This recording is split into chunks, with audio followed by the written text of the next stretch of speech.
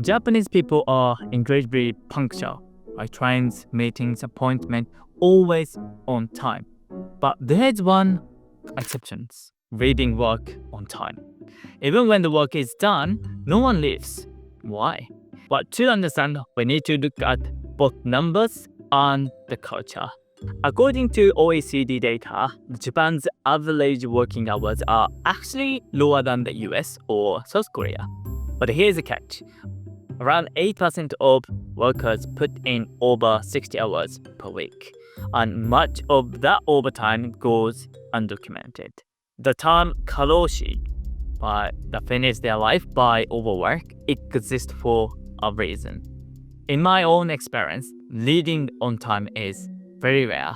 My evening plans usually start after around 7:30.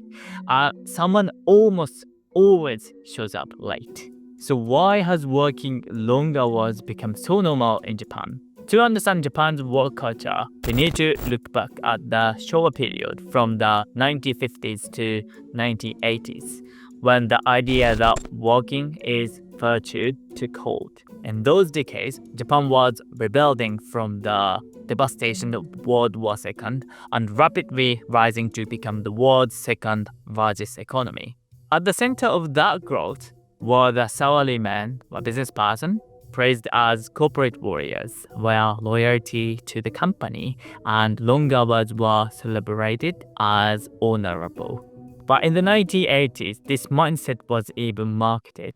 A famous energy drink advertisement asked, "Can you fight for 24 hours?" 24時間戦えますか? And this line went viral nationwide in Japan. While working without sleep wasn't extreme, it was admired. The young workers of that era are now today's managers and executives, which means those values still shape corporate culture at some companies. Their dedication helped build modern Japan for sure, but the problem is many companies remain locked in those outdated ways of working. The Showa-Era belief that work should be the center of your life still shapes Japanese society today, as I told you. Back then, loyalty to the company, even over family, was praised, and staying late became proof of dedication, a mindset that still lingers. Japan also has a system called minashi zangyo, where a set amount of overtime pay is built into the salary. In this environment, finishing your work efficiently and leaving on time isn't placed. What matters more is simply looking like you are still at your desk. That is why many say even after finishing their tasks, by reading emails, over preparing, or just pretending to work, because leaving feels wrong.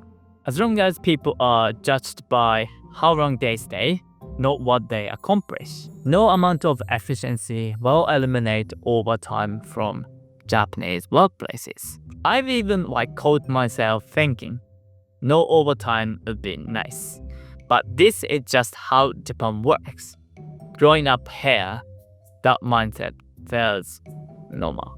But this behavior, staying at work even when your tasks are done, is closely tied to uniquely Japanese values like maintaining group harmony and reading the room too. If colleagues or your managers are still working, it feels wrong to lead first. But as long as someone stays, it takes courage to stand up and go. Even as a Japanese, I can't really explain why I feel that way, but the culture is clear.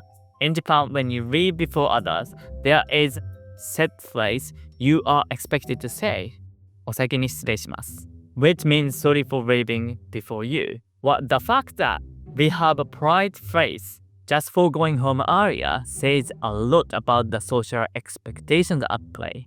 In Japanese offices, it's not just about whether you have finished your work, it's about whether the people around you are done. That determines when you leave. And this unspoken pressure, that atmosphere everyone is constantly reading, is still one of the biggest reasons people stay in the office for so long. But this culture of the reading room doesn't just affect how people work, it also affects how they take time off. In Japan, paid vacation is a bigger right, but in 2023, the average usage rate was only 58.3%, among the lowest in developed countries. Why so low? One reason is staffing.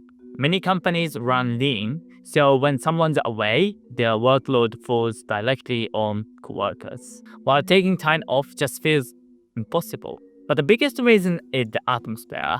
As I explained, what people worry, if no one else takes leave, how can I? What if I look selfish just for asking?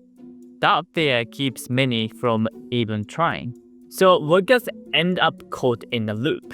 Too busy to rest, and too guilty to ask. On paper, rest is allowed. In practice, most don't feel they truly can.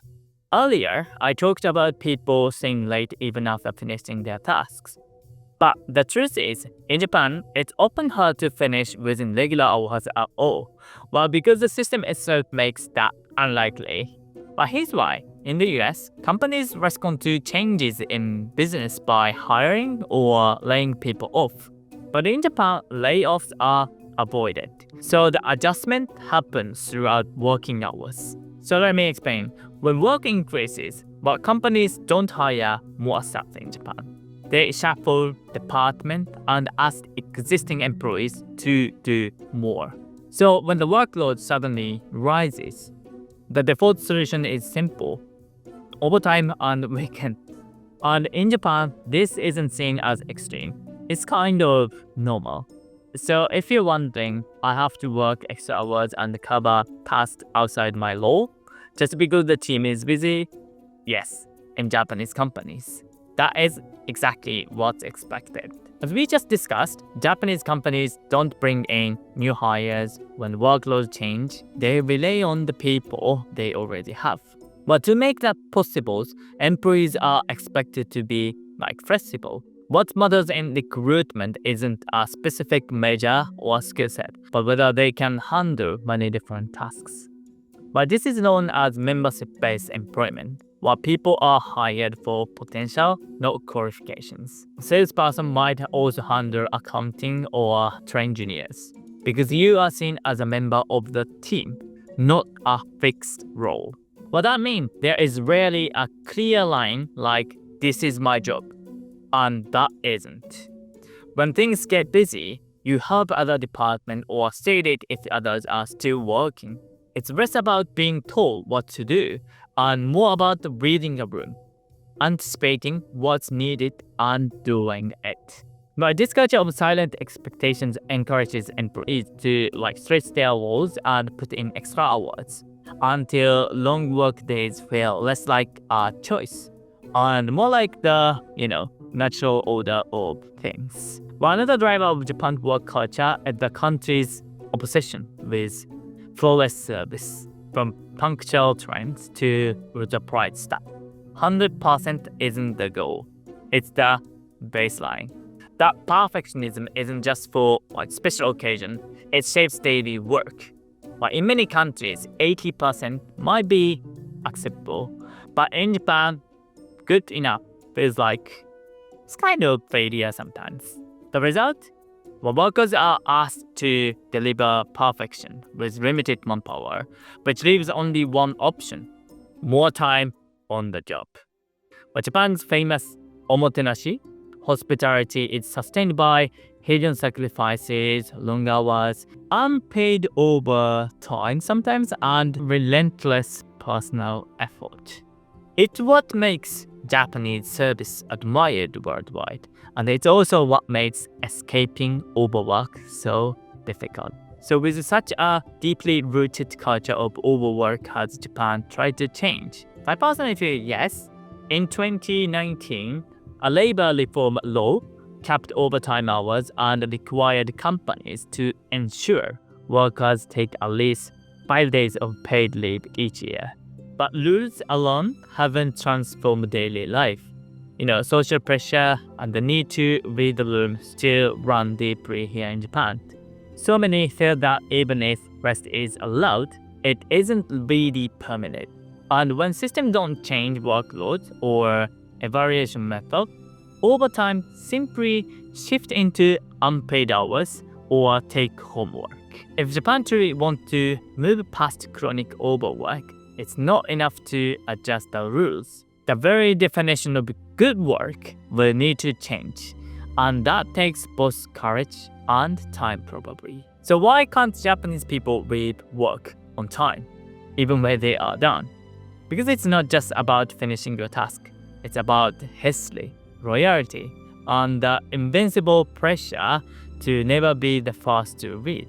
Having grown up here in Japan, I will admit, this culture has shaped me too. Even knowing all this, I still feel that pressure. But for those of you watching from outside in Japan, how does this look to you? Does your country have similar unspoken rules like that? Let me know in the comment box below. If you want to see more about Japanese culture, I'll be exploring more about work culture in Japan here, so make sure to watch it. Alright, so thanks so much for watching. See you soon. Bye.